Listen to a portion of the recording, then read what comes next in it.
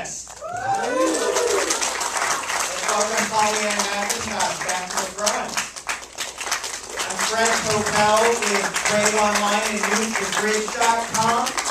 We want to hear your questions, so if you have one, raise your hand. I'll work you into this Q&A. Oh, great, we already have some. Hi, Pollyanna. How are you doing? Are there any other people from the film you'd like to bring up with you? I'd love to bring them up with me, but they're all in the UK. Oh.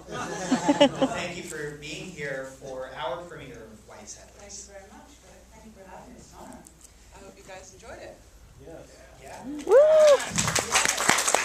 You're welcome. And so, have you been to places like this in Scotland, these remote houses?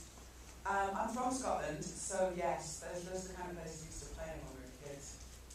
Were you by any chance able to shoot the film in chronological order for all you have to go through in the film? That would have been very nice. I wish we had you there as a suggestion, but no, I didn't. No. Well, how are those pink shoes to run and crawl around in? You want to borrow them somebody? Actually, they're quite good because I've done a few of these kind of movies now, and so I just figured they were white clean, get the glove on and off the fast. That was my choice of pink shoes.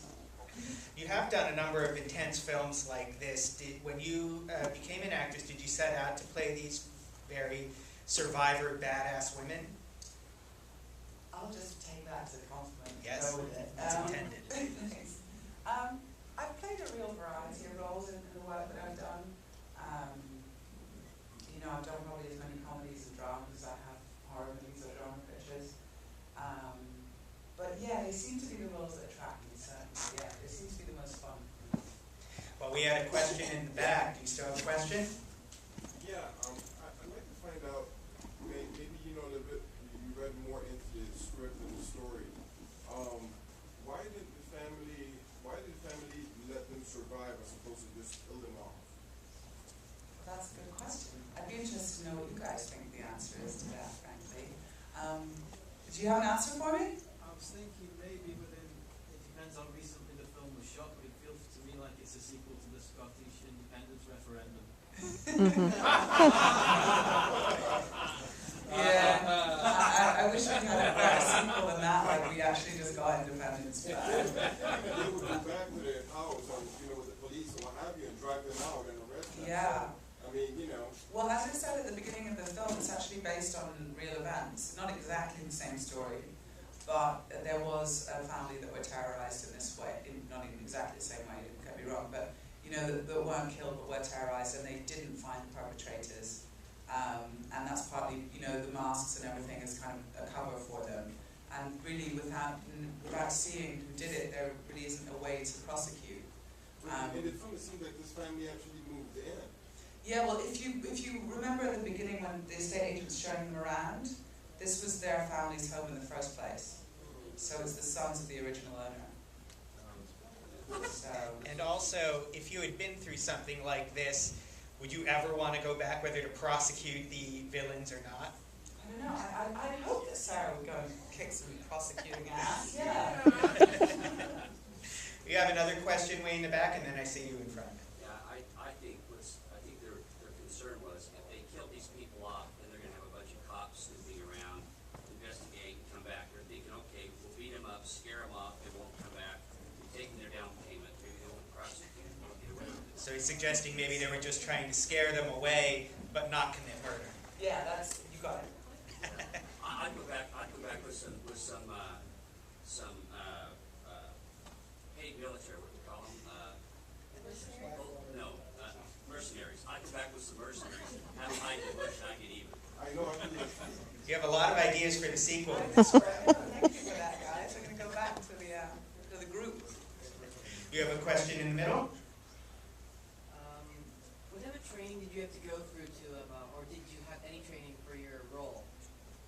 Did you have any training for this role?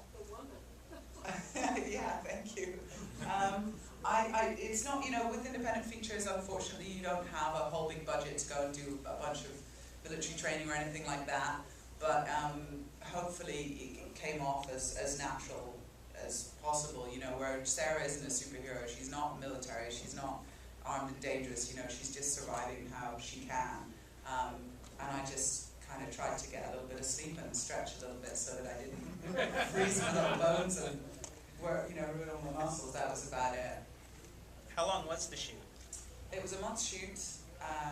We shot through the month of May last year, and yeah, we didn't have any rehearsal time or anything like that, so we were really kind of on the fly. Were there more questions? Yes, two in the back on my left, and then next to him. Well, you were in a woman, you weren't the woman. Yes. One of my favorite films ever. Thank you so much. So, are you living in America now? I mean, because this is like, was this shot in Scotland, but do you live here, or? I'd love to know where I live. I'm all over the place, but yeah, no, all joking aside, I live in LA, yeah, and I've been back and forth a lot for the last few years since before the woman. I've been back and forth a lot to both continents, but yeah, I live here now. This is my home. So this is actually the first festival that, yay, thank you. This is the first festival that I've been to in LA with a film of mine, I think. So it's very nice, thanks. Yes, in the back. What was the most challenging part of this role for you? Was it the physicality of it, or was there something else that was more difficult? Most challenging part of the role, was it the physicality or something else? Thank you. It was probably watching that stuntman run across the roof playing me and knowing I wasn't allowed to do it. There was a 5'5" man in a wig with a shaved chest playing me there when I come out the window and he runs across the roof and jumps that jump. Insurance-wise, I wasn't allowed to do it. So I was watching that going, I don't run like a girl! What are you doing? And all props to him. I think it kind of worked, right? Did anyone notice that? Yay! Yeah, that was, it's all fun. I love my job, so there's nothing horribly challenging about, doing the work. But watching someone else do your work is hard. Was it very cold during those night shoots? Yes. And wet. And muddy. And bloody. Well, wet and muddy, was that a problem for continuity? We actually had a continuity woman who was absolutely mad as bats. Watching her. You can say that because she's not here. But I'm a complete continuity Nazi, so I watch out for everything. And yeah, I think just down to the team being so great, I didn't notice any glaring problems with continuity. Has White Settlers played in Scotland yet? It has. Do you know, speaking of the referendum, they wouldn't actually let White Settlers play in Scotland before the referendum happened. We were all ready to screen, beforehand, but we had to have our premiere there after the referendum because they said it would be too incendiary. And in their defense, they said they wouldn't even play Braveheart. It was that kind of vibe in the country. But yeah, I've not had more than one person on Twitter going, what are you doing? You did a referendum like this. Most people just get that it's entertainment and, it could be set anywhere. It's about the haves and the have-nots. And for me, the real villains in this movie are the banks.